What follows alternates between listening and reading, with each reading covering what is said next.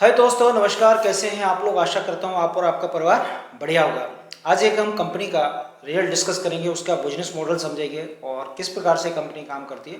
जो कंपनी है वो फाइनेंशियल सेक्टर्स की है, जिसे हम एनबीएफसी कह सकते हैं। एनबीएफसी कंपनी है और उसके जो Q2 FY26 के रिजल्ट आ चुके हैं, तो इसको समझने का प्रयास करते हैं। और देखिए, ऐसा तो है नहीं कि रिजल्ट आ चुके हैं और स्टॉक भाग चुका है।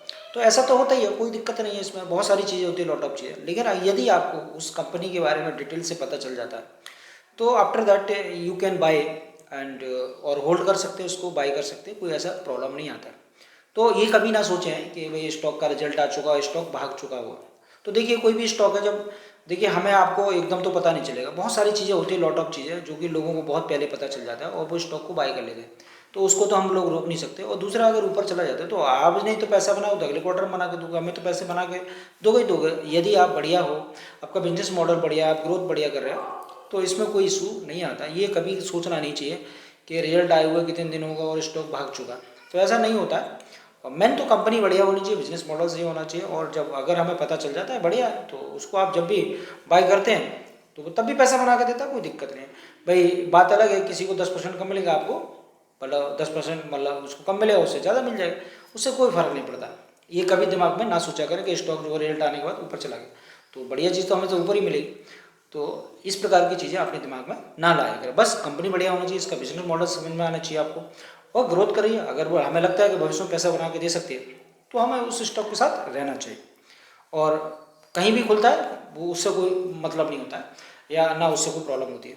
तो कंपनी का रिजल्ट डिस्कस करें उससे पहले मेरा डिस्क्लेमर रहता है। डिस्क्लेमर में मैं हमेशा बताता हूँ कि जो स्टॉक्स हैं, और मेरे कहने से, किसी दूसरे के कहने से स्टॉक को बाय ना करें। और मेरे कहने से तो स्पेशली स्टॉक को बाय ना करें, ना सेल करें, क्योंकि मैं सेबी रजिस्टर्ड नहीं हूँ, इसलिए मैं किसी स्टॉक को रिकमेंड नहीं कर सकता। मैं केवल जो वीडियो बनाता हूँ वो एज ए एडुकेटर्स, मतलब मैं रिसर्च स्कॉलर हूँ इसका, इकोनॉमिक्स का। तो चीज़ें भाई, जी चीज़ें मुझे समझ आती हैं, मैं अपने ऑडियंस और सोसाइटी के साथ उसको मतलब साझा करने का प्रयास करता हूँ, जो कि हमारे जो रिटेल इन्वेस्टर्स हैं और वो इसमें अगर काम करते हैं तो उनको चीज़ें समझ आ सके। और कोई प्रोफेशनल चीज़ें तो है नहीं इसमें, कोई हिडन।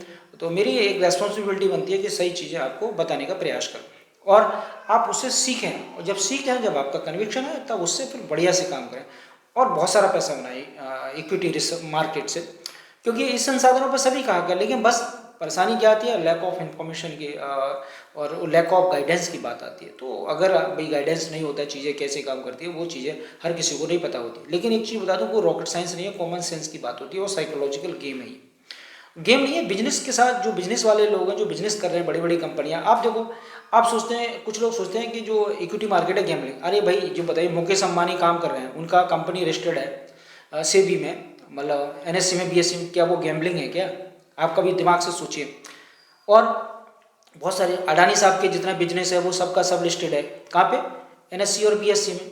तो अब ऐसी बड़ी गवर्नमेंट ऑफ इंडिया की बहुत सारी जो नवरत्न कंपनियां हैं, चाहे वेदांता हो, कोल इंडिया हो, सब कहाँ रजिस्टर्ड है? सेबी में रजिस्टर्ड है, वहाँ ट्रेड करती हैं। तो ये तो लोगों की अगर साइकोलॉजी की गैम्बलिंग है, तो ये सबसे बड़ी मूर्खतापूर्ण काम है। मैं सभी को मूर्ख नहीं कह रहा, अगर जो लोग ऐसा सोचते हैं और जो अवेयर होते हैं वो चीज़ें जानते हैं। एक बिजनेस दो चीज़ है भाई, बिजनेस एक फिजिकली बिजनेस होता है, एक स्टॉक जो उनके ट्रेड होते हैं, मतलब जो उनका शेयर है, इक्विटी जो कि रजिस्टर्ड है, उसमें उसमें भी होता है। सोने की बात करें, सोना एक फिजिकल में आप लोग खरीदते हैं, लेकिन सोने का ट्रेड भी होता है एक्चुअल में ना, जो ईटीएफ के द्वारा आप सोना अपने डीमैट अकाउंट में खरीद कर रख सकते हो, तो वो ज़्यादा सेफ होता है। घर में रख लिया आपने, चोरी हो सकती है, डकैती पड़ सकती है, लेकिन जो आपका डीमैट अकाउंट है उसे चोर चुरा नहीं सकता, आग जला नहीं सकती, पानी उसे बहा नहीं सकता, कुछ भी नहीं कर सकता, और आपका एसेट एज इट रहेगा। जो प्राइस आपको मार्केट में आज फिजिकल में मिलेगा वो उससे बढ़िया मिलेगा। तो इस पर कोई दिक्कत नहीं होती। ये बिजनेस वालों का बिजनेस है, हम जो बिजनेस कर रहे हैं हम उनके साथ बिजनेस करते हैं। तो देखिए, जो बिजनेस कर रहे हैं हम उनके साथ बिजनेस कर रहे हैं, तो हमें ज़्यादा इंटेलिजेंट होना पड़ेगा, हमें ज़्यादा कॉमन सेंस अपने अंदर जनरेट करना पड़ेगा, हमें अपनी साइकोलॉजी और ज़्यादा ट्रेन करनी पड़ेगी। तो ये चीज़ें समझने की चीज़ें। इसलिए इक्विटी की अगर हम बात करें, इक्विटी सिक्योरिटी मार्केट की बात करें, तो कोई रिस्क, मतलब ऐसा कोई गैम्बलिंग नहीं होता है। और निवेश कर रहे हैं कोई, हमको डेरिवेटिव में तो नहीं करें। देखिए, मैं एक चीज़ बता दूँ, डेरिवेटिव हो गया जिसे फ्यूचर एंड ऑप्शन कहते हैं, उसमें कतई नहीं जाना, इंट्राडे ट्रेड नहीं करना है, आपको लॉस होना ही होना है, कोई नहीं बचा सकता। और डेरिवेटिव में भी लॉस होना ही होना है, बचा नहीं सकता। इंडसेंड बैंक का देख लो, उसका डेरिवेटिव मार्केट के चक्कर में पूरा बैंक का बिजनेस चौपट हो गया, लोग उस पर ट्रस्ट नहीं कर रहे। तो ये चीज़ें समझिए। तो यहाँ हम एक्चुअल में जो एक्टिव इन्वेस्टिंग है उसकी बात करते हैं, और उसमें जो कंपनी है जो बिजनेस कर रही है हम उसको ट्रैक करते हैं। अब उसी को ट्रैक करते हैं जो उसका लेटेस्ट कॉर्पोरेट डॉक्यूमेंट होता है, जैसे पीपीटी और कॉन कॉल कहते हैं। वो जब वो क्वार्टरली रिजल्ट डिक्लेयर करती है वो उसमें मेंशन करती है, उसमें वो चीज़ें, वही जो चीज़ें पब्लिक डोमेन में होती हैं उसे हम रिसर्च करके बाहर निकालते हैं और इतने बड़ा डॉक्यूमेंट को उसको उसका निचोड़ जो है आपके सामने रखने का प्रयास करते हैं, जैसे कि जिससे कि हमारा जो रिटेल इन्वेस्टर है उसको एक चीज़ें समझ सके, वो ज़्यादा चीज़ों में उलझे ना। देखिए, बैलेंस शीट हो या कॉर्पोरेट डॉक्यूमेंट पढ़ना हो, सबके बस की बात तो नहीं होती, सबके बस की बात नहीं होती, लेकिन कुछ चीज़ें ऐसी होती हैं कॉमन, अगर आप उसको समझ जाए तो वो आपका जो इन्वेस्टमेंट करने का तरीका है, मतलब कोई अगर वो आप समझ सकते हैं, आपका कन्विक्शन आ सकता है, आपको कोई मूर्ख नहीं बना सकता। मार्केट में जितने इन्फ्लुएंसर बैठे हैं जो बताते हैं ये स्टॉक खरीदे, टीवी पे बैठे बहुत सारे लोग, तो हमारे जो भोले वाले जो रिटेल इन्वेस्टर है वो उसमें फंस जाते हैं और अपना एक पैसा उसमें डाल देते हैं और फिर वो स्टॉक चलता नहीं। तो मैंने ऐसे कई इन्फ्लुएंसर को देखा है, ये कहते हैं कि ये स्टॉक मतलब ये करने वाला, लेकिन मैंने उन स्टॉक को स्पेशली ट्रैक करता हूँ तो उनकी जो ग्रोथ आती है, पेस ऑफ सेल, वो नेगेटिव होती है और वो एक दिन तो चल जाते हैं, दूसरे दिन उसमें लोग फंस जाते हैं। तो ये चीज़ें समझना चाहिए। आप अगर नहीं मानो तो इस बात को करके देख लो। ये सुबिक्स एक आईटी कंपनी है, नेटवर्क सॉल्यूशन वाली, अभी कुछ दिन वो उसका ये मान के चलिए 18 क्या 9 क्वार्टर हो गए उस कंपनी को, वो लॉस मेकिंग कंपनी बन चुकी है। एक दिन उसका स्टॉक 10% भागा था, एक दिन, मतलब एकदम बहुत तोड़ के ऊपर निकल गया और लोग उसमें फंस गए होंगे बहुत सारे कि अब तो ये स्टॉक पता नहीं क्या करेगा, लेकिन कुछ नहीं करा उसने, वो वहीं के वहीं घूम रहा है। तो ये इत्तेफाक होता है, तो ऐसे कभी स्टॉक में नहीं फंसना है। स्टॉक की हमेशा जो स्टोरी है, बिजनेस का जो मॉडल है वो बढ़िया है, तब आप निवेश करिए उसमें और निश्चिंत हो गए बिना मतलब एंजाइटी के एंजॉय करिए स्टॉक के साथ और मोटा पैसा बनाइए।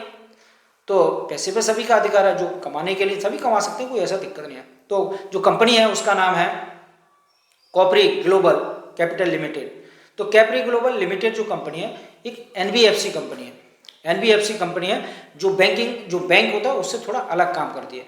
एनबीएफसी के बारे में आप समझते होंगे, जानते होंगे। तो कैपरी ग्लोबल जो कैपिटल लिमिटेड है ये कंपनी है, इसके बारे में आज हम बात करेंगे।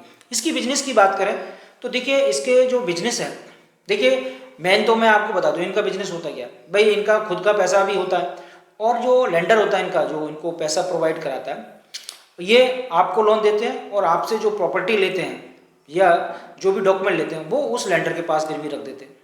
तो जहाँ से आपसे ईएमआई जाती है वो इनको प्राप्त हो और ईएमआई उसको पेमेंट कर दे, बीच में इनका जो प्रॉफिट होता है वो इनको मिल जाता है। दूसरा जो पर्सनल फाइनेंस होते हैं जिसमें मॉर्गेज चीज़ें नहीं रखनी होती हैं, तो उसमें क्या है ये रेट ऑफ इंटरेस्ट, जैसे बाइक वाले को लोन देना या कार का लोन देना, तो कार में आरसी रख लेते हैं, बाइक में भी क्या रख लेते हैं आप, उसकी आरसी रख लेते हैं। तो चीज़ें तो वही है हर चीज़। और पर्सनल फाइनेंस की बात करें, जैसे हम पर्सनल लोन कहते हैं, उसमें क्या होता है अगर ये किसी को देते भी है लोन तो उसका क्रेडिट स्कोर देख कर देते हैं कि रिकवरी होने की कितनी संभावना है, और यदि उन्हें लगता है रिकवरी होने की कम संभावना है तो क्या करते हैं फिर उस पर रेट ऑफ इंटरेस्ट ज़्यादा चार्ज करते हैं। तो इसे अनसिक्योर लोन कहते हैं। लेकिन अनसिक्योर लोन में भाई इन्हें प्रॉफिट भी ज़्यादा होता है, ये बात ध्यान रखना कि अनसिक्योर लोन जितने भी होते हैं उनमें सबसे मैक्सिमम प्रॉफिट ज़्यादा होता है, क्योंकि बहुत ही रेयर से रेयर केस में लोग डिफॉल्ट करते हैं। तो ये बात समझ में आ गई। तो इनके 4 सेगमेंट है जिसमें ये बिजनेस करते हैं।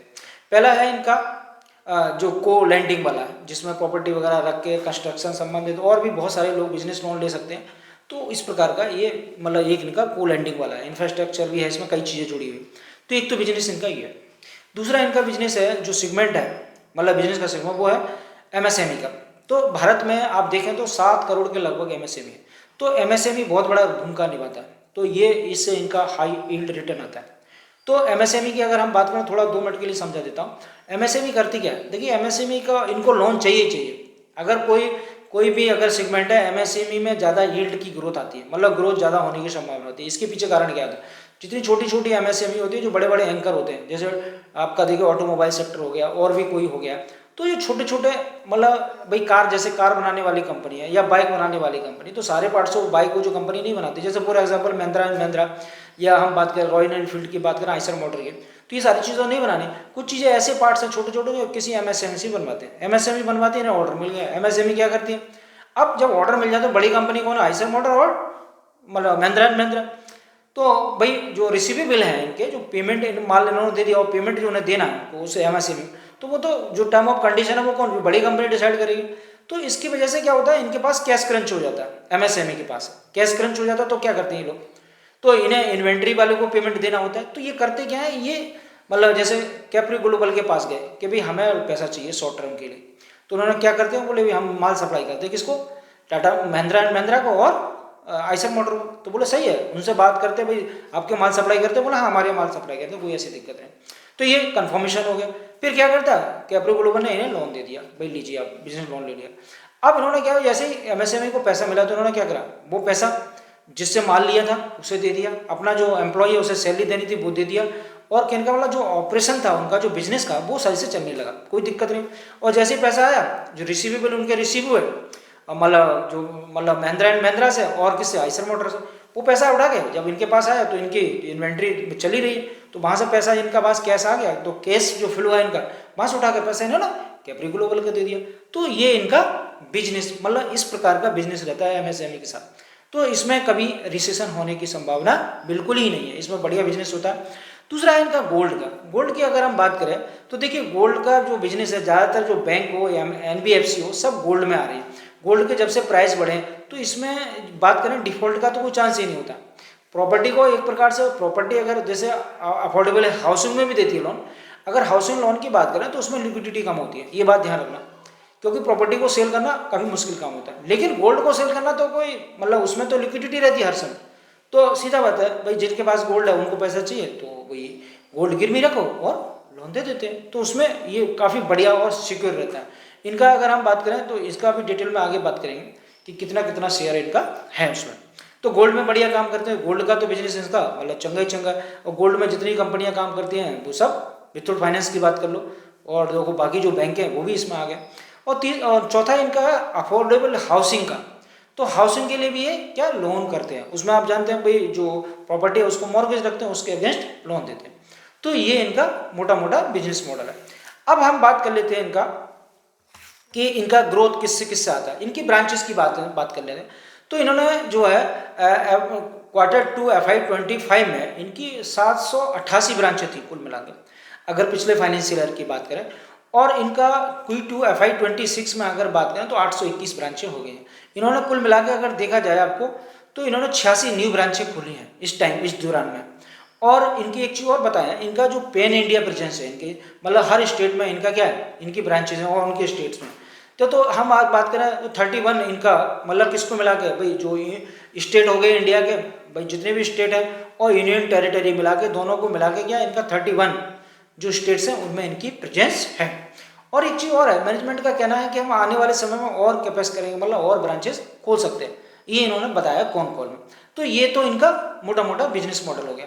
अब एक हम पढ़ते हैं कि बिजनेस मॉडल में कहाँ से इनकी ग्रोथ आती है, कितनी, तो इसके बारे में पढ़ लेते हैं।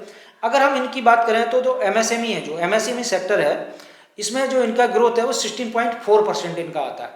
और Q2 FY26 में इतना ही आया है, 16.4% एमएसएमई का अगर हम बात करें Q2 FY26 में। अब बात करते हैं इनके हाउसिंग फाइनेंस मतलब अफोर्डेबल हाउसिंग की बात करें तो 13.3% इनका मतलब जो क्वार्टर FY26 में ईयर ऑन ईयर इनका ग्रोथ आया है, किससे, हाउसिंग फाइनेंस से। अगर बात करें कंस्ट्रक्शन और फाइनेंस जो इनका जो को लैंडिंग वाला जो एरिया है उसमें बात करें तो 17.3% इनका लगभग ग्रोथ आया है, 3 पर मतलब 17.3% मतलब Q2 FY26 में ईयर ऑन ईयर। अगर चौथी बात करें इनका जो है क्या बोलते हैं गोल्ड लोन का बात करें तो गोल्ड लोन में 18.6% इनका ईयर ऑन ईयर ग्रोथ आया है, मतलब Q2 FY26 में।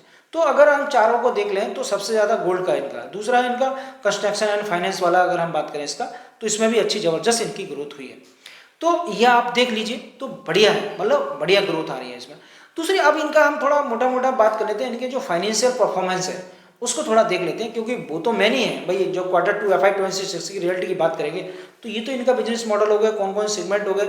अब देखते हैं कि वास्तव में कंपनी ने क्या करा, ये बहुत जरूरी है समझना, क्योंकि जब तो हम फाइनेंशियल मैट्रिक्स को नहीं समझेंगे तो भाई मेन चीज़ तो ये है कि कैश कितना जनरेट हो रहा है और कैश में क्या जो इनकी लोन बुक है वो किस प्रकार से ग्रोथ कर रही है, तो वो चीज़ें समझना बहुत जरूरी है।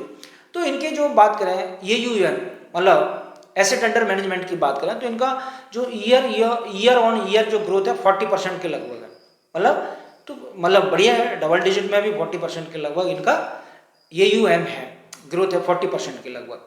अगर हम बात करें क्वार्टरली अगर बात करें इनका तो Q9% इन्होंने AUM में ग्रोथ किया है, अंडर मतलब एसेट अंडर मैनेजमेंट में इनका इतना ग्रोथ आया। अब बात करते हैं हम इनका जो टोटल ग्रोथ है, टोटल जो ग्रोथ आया वो 67.5 है year on year, total growth की बात करें। और अगर हम क्वार्टर टू क्वार्टर की बात करें 17.4% इनका मतलब जो ग्रोथ आया है। ये बात समझ लीजिए, टोटल इनकम का जो रेवेन्यू इनका जो बड़ा है वो ईयर ऑन ईयर 67.5 और क्वार्टरली अगर का 17.4। अब इसमें 3 सेगमेंट आते हैं, 3 चीजें होती हैं। अब पहला हम समझ लेते हैं 2, एक होता है नेट इंटरेस्ट इनकम। तो मेन जो होता है किसी भी NBFC हो बैंक हो, वो उसका निम भी होता है और नेट इंटरेस्ट इनकम सबसे महत्वपूर्ण होता है, वो सबसे ज्यादा महत्वपूर्ण। उसकी अगर हम बात करें तो 57.6 या 67.5% आया है तो ईयर ऑन ईयर, तो ये काफी बेटर है। 57.5 है तो जबरदस्त है। अगर क्वार्टरली अगर बात करें तो 15% इनका क्वार्टर ऑन क्वार्टर इनका नेट इंटरेस्ट इनकम है। दूसरी बात करें इनमें एक थोड़ा और भी जुड़ता है जो इसे हम कहते हैं नॉन इंटरेस्ट इनकम, क्योंकि NBFC और भी बहुत सारे काम करती है जहां से इनकी इनकम जनरेट हो सकती है। फॉर एग्जाम्पल कभी कभी NBFC के पास बहुत सारा पैसा पड़ा होता है तो FD कर देती है, या किसी म्यूचुअल फंड में पैसा लगा देती है, या कोई इमर्जिंग बिजनेस है उसमें पैसा लगा दिया, तो वहां से भी इनकम इनको आती है जो इनके फंड के ऊपर डिपेंड करता है।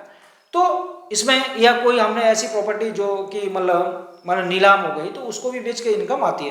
भाई जो प्रॉपर्टी इन्होंने मॉर्गेज कर रखी है और उसने मतलब इनके साथ कोई मतलब सेटलमेंट होता है और वो प्रॉपर्टी इनके लिए दे दिया तो उसको बेच के जो इनकम आती है वो इनका नॉन इंटरेस्ट इनकम में आ जाती है। तो उसकी अगर हम बात करें तो वो अगर देखा जाए तो 97% इनका ईयर ऑन ईयर उसमें इनकम आया है।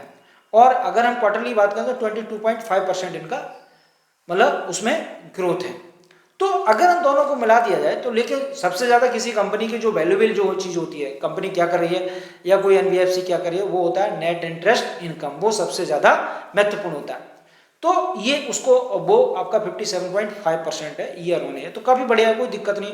और टोटल मैंने आपको बता दिया, टोटल आपका कितना है इनका 67.5% ईयर ऑन ईयर है। क्वार्टर टू क्वार्टर बात का 17.4% है, तो जबरदस्त है। इसमें मतलब बढ़िया ग्रोथ आई है इनका। अगर हम बात करें अब इनके बात करें ऑपरेटिंग एक्सपेंसेस की बात करें, जो इनका बिजनेस है उसमें इसको भी समझना चाहिए कि एक्सपेंसेस कितने आ रहे हैं। तो अगर हम बात करें इनका जो एक्सपेंसेस बढ़े हैं वो 29% ईयर ऑन ईयर है। अगर हम बात करें क्वार्टर टू क्वार्टर तो क्वार्टर टू क्वार्टर इनका 25% इनका जो ऑपरेटिंग एक्सपेंसेस है, मतलब जो इनकी कॉस्ट है। दूसरी बात करें ऑपरेटिंग प्रॉफिट की बात कर लेते हैं, ऑपरेटिंग प्रॉफिट कितना आया। ऑपरेटिंग प्रॉफिट की बात करें तो 137% इनका ईयर ऑन ईयर क्या है ऑपरेटिंग प्रॉफिट है, मतलब 137%। अगर हम इनकी क्वार्टर टू क्वार्टर की बात करें तो 11% के समथिंग इनका ऑपरेटिंग प्रॉफिट आया। अब बात कर लेते हैं पैट के। देखो पैट बहुत महत्वपूर्ण होता है, मैं बताऊंगा पैट के बारे में।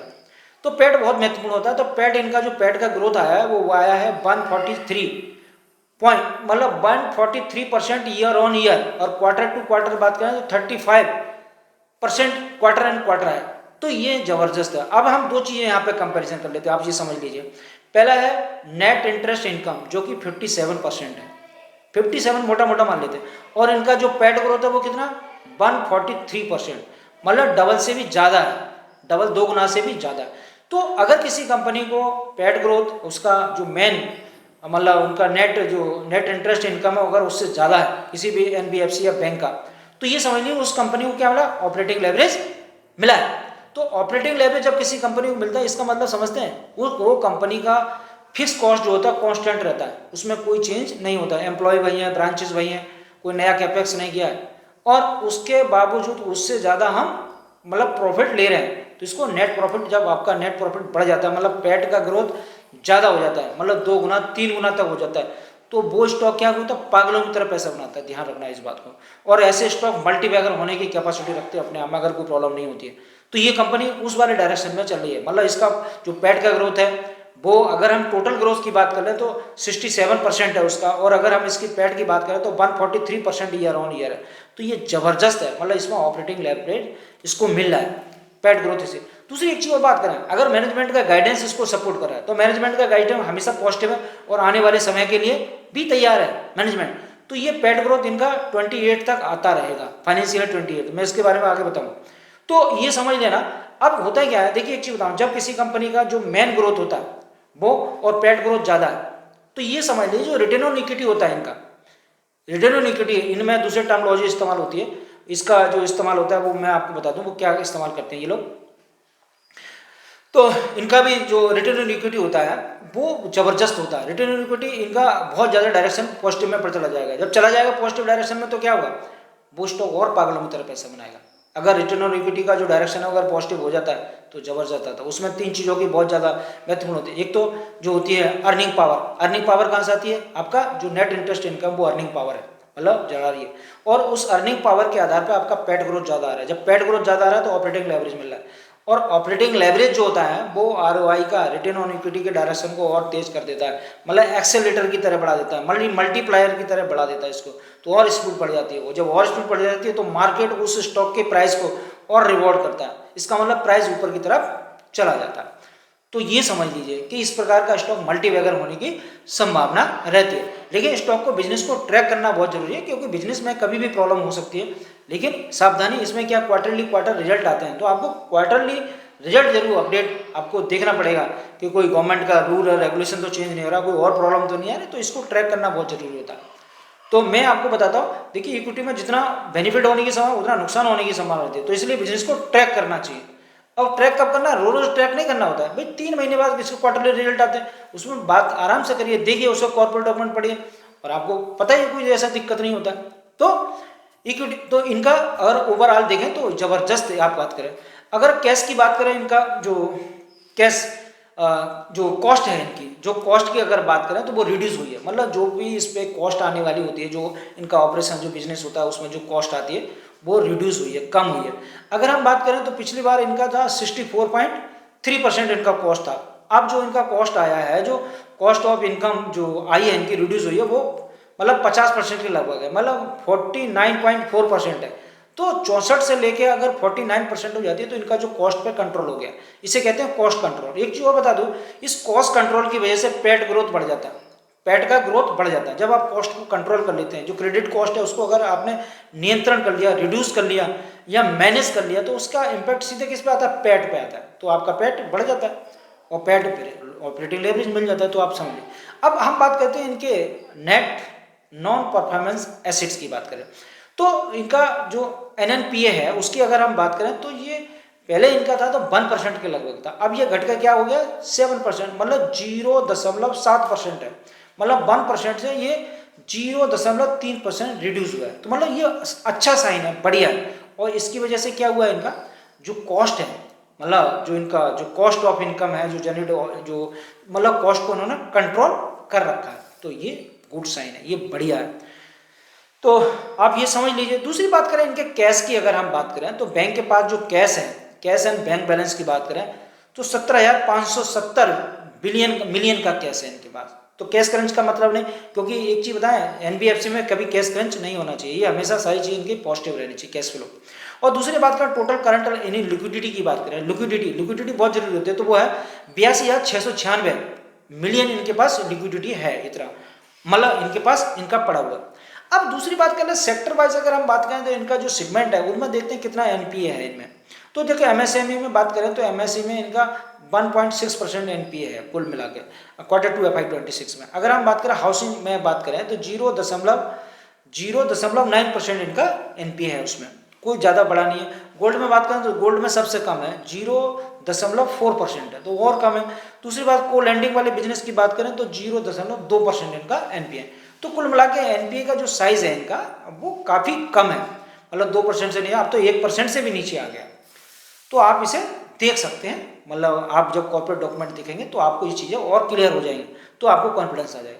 अब बात करते हैं इनकी मैनेजमेंट गाइडेंस की। देखिए जो इनका नेट इंटरेस्ट जो इनकम होता है और पेट ग्रोथ होता है, इसको मैंने आपको बताया कि जब मैनेजमेंट का गाइडेंस पॉजिटिव होता है तो मार्केट इसको पॉजिटिवली लेता है। प्राइसिंग पावर कहाँ से आती है, अर्निंग पावर कहाँ से आती है, मैनेजमेंट से आती है। जैसे मान चलो कोई गाड़ी चला रहा है, कार चला रहा है, तो कार में एक्सीलेटर भी है गियर भी है उसमें, तो एक्सीलेटर या क्लिच भी है। तो क्लिच अगर दबा के गियर डालेंगे एक्सीलेटर तो गाड़ी तेज भागे, तो गाड़ी चलाएगा कौन भाई, गाड़ी चलाएगा। एक नौसिखिया आदमी बैठा दो वो गाड़ी एक्सीडेंट कर देगा कहीं ना कहीं।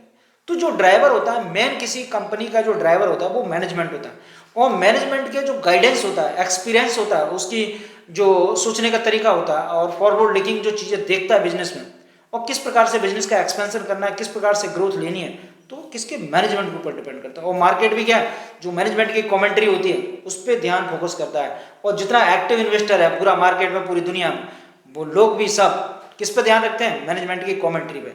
और मैं आपको बताता हूँ ये कहाँ आती है, ये जब किसी कंपनी का लेटेस्ट जो कॉर्पोरेट डॉक्यूमेंट होता है, जैसे कहते हैं क्वार्टरली रिजल्ट आता है, तो दो डॉक्यूमेंट बहुत महत्वपूर्ण होते हैं, जो कि आप गूगल में जाइए, स्क्रीनर में टाइप करिए, स्क्रीनर डालिए, स्क्रीनर में डालेंगे तो कंपनी का नाम टाइप करिए, कंपनी का नाम जैसे टाइप करेंगे तो वहाँ जैसी कंपनी खुल जाएगी उसमें डॉक्यूमेंट आता है, डॉक्यूमेंट को जब खोलेंगे तो पीपीटी खुलेगा और कॉन कॉल का ट्रांसक्रिप्ट खुलेगा। तो जैसे मैं जैसे पढ़ता हूँ, आप जैसे पढ़ेंगे कॉन कॉल और पीपीटी को, तो मैं आपको पीपीटी में क्वांटिटेटिव डेटा होता है, मैथमेटिक्स का डायग्राम, उससे चीज़ें समझ में आती हैं, आपको एक सिंपल व्यक्ति भी समझ जाता है, बढ़िया समझ आता है। और जो कॉन कॉल का जो ट्रांसक्रिप्ट होता है वो एक, उसमें डाटा कैसा होता है, क्वालिटेटिव डेटा होता है। तो क्वालिटेटिव का मतलब एक स्टोरी टाइप का होता है, क्वेश्चन आंसर होते हैं, जो हमारे इन्वेस्टर होते हैं कॉन कॉल में रहते हैं लाइव, तो वो भी पूछते हैं सवाल, भाई आपकी कंपनी अगर पैड ग्रोथ करे तो कैसे करेगी। मैं एक चीज़ और बता दूं, अगर कोई भी व्यक्ति आपको कॉस्ट, अगर कोई स्टॉक रिकमेंड करता है तो सबसे पहले उससे पूछना, 4-5 सवाल पूछना, वो छोड़ के भाग जाएगा। पहला सवाल क्या पूछना, भाई आप जो बता रहे हो वो कंपनी है, उसका बिजनेस मॉडल क्या, जरा मुझे बता दो, उसका रेवेन्यू कहाँ कहाँ से आता है, पहले ही बात पूछिए, सवाल पूछना उससे। दूसरा सवाल पूछिए, चलो मैं मान लेता हूँ आपका बिजनेस मॉडल से, इसका ग्रोथ कितना है, इनका ग्रोथ कितना, पेस ऑफ सेल्स ग्रोथ कितना है, लोन बुक कितना, लोन बुक का ग्रोथ क्या है इनका। तो आपने अगर उससे ये पूछ लिया तब भी भाग जाएगा अगर नहीं है। और फिर अगर उन्होंने बता भी दिया तो कहना इनका पीयर ग्रुप में, जो इनका पीयर ग्रुप है वो किस दर से ग्रोथ कर रहा है, अगर आपने ये पूछ लिया तो भी अगर पता हो तो बता दे, नहीं तो भाग जाएगा। फिर पूछना उसका ऑपरेटिंग लेवरेज कितना है, इसका ऑपरेटिंग लेवरेज कितना आ रहा है, और फिर पूछना अगर वो बता दे उन्हें रिटर्न ऑन इक्विटी का डायरेक्शन पॉजिटिव है या नेगेटिव है, किधर की तरफ जा रहा है बताइए जरा हमको, और क्या कंपनी कैपेक्स कर रही है नहीं कर रही है, और फ्यूचर प्लान क्या है, मैनेजमेंट का गाइडेंस क्या है, मैनेजमेंट ने क्या कहा है। अगर इतने सवाल आपने किसी से पूछ लिए नहीं तो वो स्टॉक रिकमेंड करना भूल जाएगा और वो कहेगा भाई मुझे माफ कर, जाने दे भाई, मैं तुझे स्टॉक रिकमेंड नहीं कर रहा। तो इतने सारे सवाल पूछ लेंगे तो आप, वो भाग जाएगा। तो आप इतने काबिल बनिए जिससे कि आप ये सवाल कर सके और खुद में उस कॉन कॉल को पढ़कर, तो मैंने आपको बताया, तो जो काम हम करते हैं वो काम आप भी कर सकते हो और आपको करना चाहिए। और वही काम कौन करता है, जो म्यूचुअल फंड वाले लोग हैं, ये भी उनकी पूरी रिसर्च टीम होती है, ये भी वही कॉन कॉल पढ़ते हैं और उसी कॉन कॉल को पढ़ के एक म्यूचुअल फंड के लिए स्टॉक सिलेक्शन करते हैं और तब जाके आपका पैसा वो उसमें लगाते हैं और उससे मोटा पैसा बनाते हैं। और आपको कितना देते हैं म्यूचुअल फंड में, 50% के लगभग आपको देते हैं, बाकी वो रख लेता है फीस के नाम पे सब। तो ये आशा करता हूँ मेरी बात आपको समझ आ गई होगी। तो मैनेजमेंट की गाइडेंस बहुत महत्वपूर्ण होता है, तो उसको समझना है। मैनेजमेंट की गाइडेंस की अगर बात करें तो इन्होंने क्या कहा है कि इनका जो टारगेट है कितना, जो इनका AUM है उसको बढ़ाने का जो टारगेट है इनका कितना, 500 मिलियन का टारगेट है। कब तक, FY 28 तक, ये समझ लीजिए, मतलब वित्तीय वर्ष 2028 तक ये अपना जो AUM का साइज है उसे बढ़ा के 500 मिलियन करने का इनका टारगेट है। दूसरी बात करें, और इनका जो अगला टारगेट क्या है, वो है 1000 बिलियन का AUM करना, वो कब तक, FY 2033 तक। मतलब तो इसका गाइडेंस बढ़िया है, मतलब पॉजिटिव है, इसका मतलब बिजनेस करने को ये लोग तैयार हैं। दूसरी बात, ग्रोइंग की अगर बात करें तो ग्रोइंग फास्टर, मतलब जो आगे आने वाले समय में एक होता है CAGR, इनकी अगर ग्रोथ की बात करें तो 25 और 30% से ये आने वाले समय में ग्रोथ करेंगे। एनुअल ग्रोथ जो इनकी रहेगी वो कितनी रहेगी, 25 और 30%। आप देख लीजिए GDP कितनी ग्रोथ है, अगर नॉमिनल ग्रोथ की बात करें 10%, और 10% से 2.5 गुना 3 गुना ज़्यादा है, तो आपको यहाँ ज़्यादा पैसा मिल सकता है इस प्रकार की कंपनियों में। अगर हम बात करें, मैं आपको बता रहा था रिटर्न ऑन इक्विटी, तो इनके रिटर्न ऑन इक्विटी नहीं होता, रिटर्न इनके होता है रिटर्न ऑन एवरेज इक्विटी होता है। क्या होता है, रिटर्न ऑन एवरेज इक्विटी होता है। अगर इसकी टारगेट की बात करें तो इनका रिटर्न ऑन इक्विटी जो है, रिटर्न ऑन एवरेज इक्विटी की बात करें तो 16% से लेकर 18% तक ले जाना आने वाले समय में, कब तक, FY 28 तक। तो जबरदस्त है, इनका डायरेक्शन पहले से पॉजिटिव और इसको 16 से 18% ले जाते हैं। और दूसरा इनका रिटर्न ऑन एवरेज एसेट की बात करें, जो एसेट क्वालिटी की अगर बढ़ाने की बात करें तो रिटर्न ऑन एवरेज एसेट की बात करें तो 4% है और इसको कितना ले जाना, 4.5 तक ले जाना है इनको FY 26 में, FY 26 में, सॉरी FY 26 नहीं 26 में और 28 तक। तो इनको इनको बड़ा नहीं बनाना। दूसरी बात करें इनके बिजनेस मॉडल की, तो ईसीजी मॉडल को फॉलो करते हैं। तो वैसे इनको ईसीजी मॉडल फॉलो करने का क्या है, सीधा सीधा मतलब है भाई, इन्वायरमेंटल की बात करते हैं, सोशल की बात करते हैं और गवर्नेंस की बात करते हैं। तो गवर्नेंस भी बढ़िया चीज़ है और सोशल भी बढ़िया चीज़ है, सोसाइटी के साथ काम करते हैं। इन्वायरमेंटल का कोई पॉल्यूशन तो करते नहीं, मैन्युफैक्चरिंग नहीं कर रहे, फिर भी इन्होंने ईसीजी मॉडल को अडॉप्ट कर रखा। तो मैं आशा करता हूँ कि मैंने जो आपको डिस्कस करा है चीज़ें, वो आपको यहाँ तक है समझ आ गई होंगी और आपका जो वैल्यू एडिशन हुआ होगा मेरे वीडियो के माध्यम से, और ये कंपनी को समझने में आपको काफ़ी आसानी हो जाएगी। और यदि आप इंटरेस्टेड हैं इसमें कंपनी में, तो इसका एक बार ऑन कॉल पीपीटी पढ़ सकते हो और इसको देख लीजिए और स्वयं से अपना कन्विक्शन डेवलप कर लीजिए, तो ये आपको काफ़ी चीज़ें और ईजी हो सकती हैं। तो आशा करता हूँ मेरा वीडियो आपको अच्छा लगा होगा, और मैं तो चाहता हूँ कि अगर आप मेरे चैनल पर पहली बार मुझे सुन रहे हैं तो चैनल को सब्सक्राइब कर लीजिए और बेल आइकन को प्रेस कर दीजिए, जिससे कि आने वाले समय में जो भी वीडियो आए वो आपको मिल जाए। दूसरा, आप लाइक भी कर दीजिए वीडियो को, और कोई कमेंट करना तो वो भी करिए। एक चीज़ और करा करिए, मैं आपको चीज़ बता दूँ। देखिए ऐसा है, अगर कोई भी चीज़ आपको अच्छी है तो आपके मित्र होंगे, तो कहीं ऐसा ना हो कोई मित्र आपका किसी चीज़ में फंस जाए। हमेशा जो जिनसे आपके विचार मिलते हैं उनको वीडियो शेयर जरूर कीजिए। मतलब जो वीडियो आप देख रहे हैं अगर आपको अच्छा लगता है तो वो वीडियो अपने मित्रों को भी या रिलेटिव को भी शेयर करना चाहिए। इससे क्या होता है कि जो चीज़ें आप समझना चाह रहे हैं और वो लोग भी समझ सकते हैं। कभी ऐसा मत सोचा करो कि मैं चीज़ें समझ जाऊँ बाकी चीज़ें लोगों को ना पता चले, इससे होता कुछ नहीं है। कभी कभी चीज़ें अगर आप एक दूसरे डिस्कस करेंगे, जितने लोग जानेंगे, तो उससे क्या होता है कि आपका जो कंसेप्ट है जो और क्लियरेंसी आ जाएगी, मतलब कहने वाला और कंफर्मेशन आता है। जैसे मैं चीज़ें जानता हूँ, मैं सही है, मैं सारी चीज़ें नहीं जानता, मतलब मैं पूरा प्रयास करता हूँ। कभी कभी हम पढ़ते रहते हैं तो हमें पता चलता है कि ये भी एक नई चीज़ है।